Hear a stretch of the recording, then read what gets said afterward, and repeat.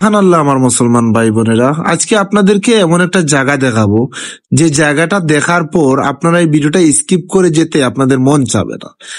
আপনারা বিশেষ করে যারা হজ করতে গিয়েছেন তারা বিশেষ করে বলবেন যে এই পাহাড়টির নামটা কি, এবং আমি যে জায়গায় দাঁড়িয়ে ভিডিওটা করতেছি এই জায়গাটার নামটা কি। বিশেষ করে যারা জানেন তারা একটু কমেন্ট বক্সে প্লিজ বলবেন। দেখুন কতটা মানে মানুষহীন, এখানে মানুষ নাই বলতে গেলে চলে। এখানে উন্মুক্ত করে দেওয়া হয় রাতের দিকে উন্মুক্ত করে দিলে, যেমন ধরেন আসরের পরেই উন্মুক্ত করে দেওয়া হয়। আর যেমন ধরেন রাত 8টা 9টার দিকে বা 10টার দিকে পর্যন্ত উন্মুক্ত থাকে। তারপর এখান থেকে হাজিরা নেমে আসেন, নেমে এসে এই যে নিচে যে ফাঁকা জায়গা মাঠটা দেখতে পারতেছেন, এখানে হাজিরা বিশ্রাম নেন।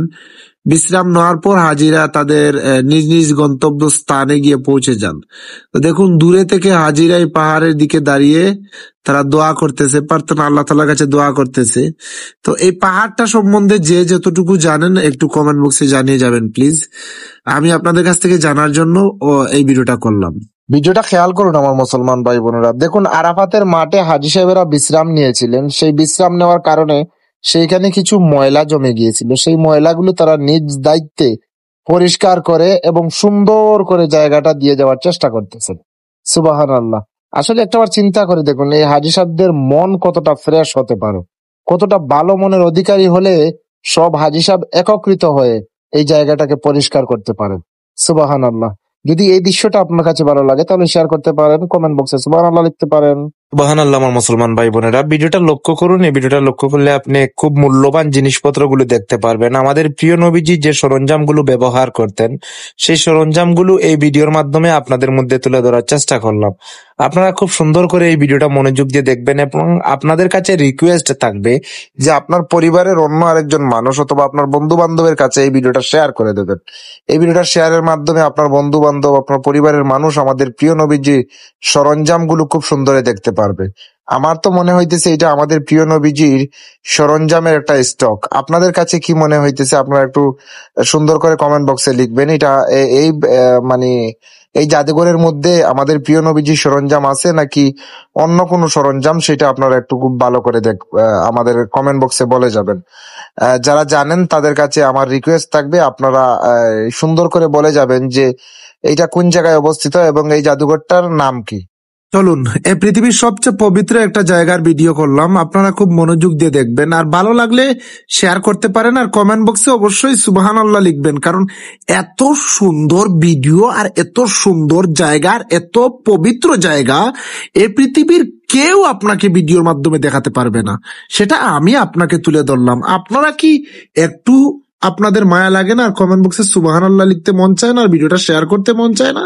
যদি অহংকার না থাকে তাহলে এইটা করে যেতে। মাশাআল্লাহ, এই বাড়িটা কি বানাচ্ছে, চলুন আমরা একটু মনোযোগ দিয়ে দেখি।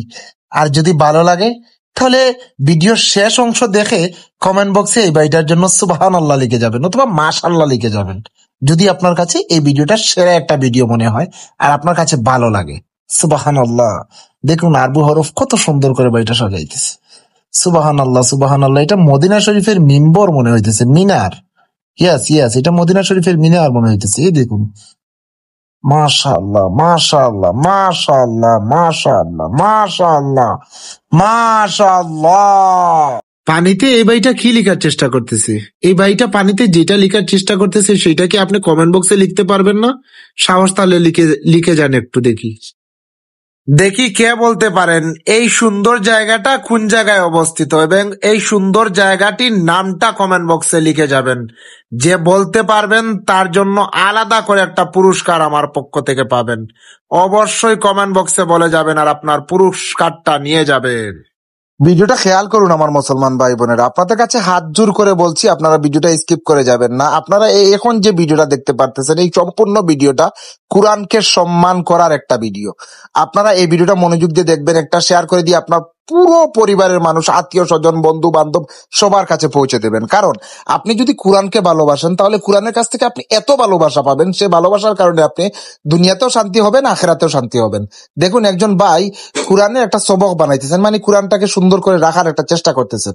আপনার বাসায়, আমার বাসায় কোরআনকে আমরা এত অযত্ন করে রাখি, কোরআনের উপর ধুলাবালু জমে আছে, আমরা কোরআনকে সম্মান করতে জানি না। অতএব এই ভিডিওটা দেখবেন এবং কোরআনকে অতি সম্মানের সহিত সঠিক একটা জায়গায় রাখার চেষ্টা করবেন এবং কোরআনকে সুন্দর একটা জায়গায় রাখবেন এবং কোরআনকে পরিষ্কার করে রাখবেন। এই ভিডিওটা তার প্রমাণ। অতএব এই ভিডিওটা আপনি মনোযোগ দিয়ে দেখবেন, একটা শেয়ার করবেন।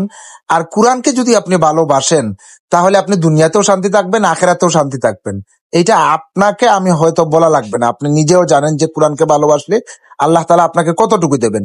এবং এই ভিডিওটা যদি আপনি একটা শেয়ার করে দেন, শেয়ার করে আরেকজন মুসলিম ভাইকে দেখার সুযোগ করে দেন, সে যদি কোরআনকে একটু সম্মান করে, তার জন্য আল্লাহ তাআলা আপনার জীবনের সমস্ত গুনাহ মাফ করে দিতে পারে।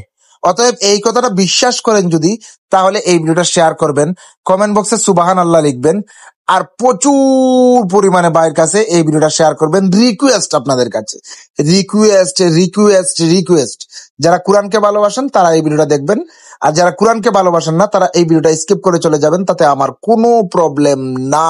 সুবহানাল্লাহ, ভিডিওটা খেয়াল করুন। দেখুন, মদিনা শরীফে হাজিরা নামাজ আদায় করতেছেন, কিভাবে শৃঙ্খলা ভাবে নামাজ আদায় করতেছেন, এই ভিডিওটা দেখলেই আপনি সেটা বুঝতে পারবেন।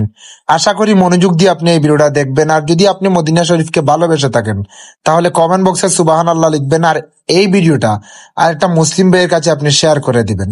আর যদি আপনি মদিনা শরীফকে ভালো না বাসেন তাহলে এই ভিডিওটা স্কিপ করে চলে যান, আপনার এই ভিডিওটা দেখা উচিত না, আর আপনার এই ভিডিওটা শেয়ার করা উচিত না, আপনি কমেন্ট বক্সে সুবহানাল্লাহ লেখাও উচিত না। মাদ্রাসার শিক্ষক তার ছাত্রকে কিভাবে শিক্ষা দিচ্ছেন এই ভিডিওটা আপনি একটু দেখলেই বুঝতে পারবেন। যদি না বুঝতে পারেন তাহলে আমি মনে করবো আপনি কথাগুলো মনোযোগ দিয়ে শুনবেন। প্রথমে আলিফ, তারপর বা, তারপর তা, তারপর সা, মানে একটার পর আরেকটা হরফ যে বসবে সেই হরফটা চিনে চিনে বসানোর জন্য হুজুর বলেছেন। হ্যাঁ, ছাত্রটা কত সুন্দর চিনে চিনে একই লাইনে বসিয়েছে। তারপর ছাত্রকে হুজুর বললেন, ঠিক আছে, তুমি জয়যুক্ত করেছো, তুমি সামনের দিকে এগিয়ে যেতে পারো। এটা একটা পরীক্ষামূলক মানে শিক্ষা। আপনাদের কাছে এই শিক্ষাটা কেমন লাগলো আপনার কমেন্ট বক্সে বলে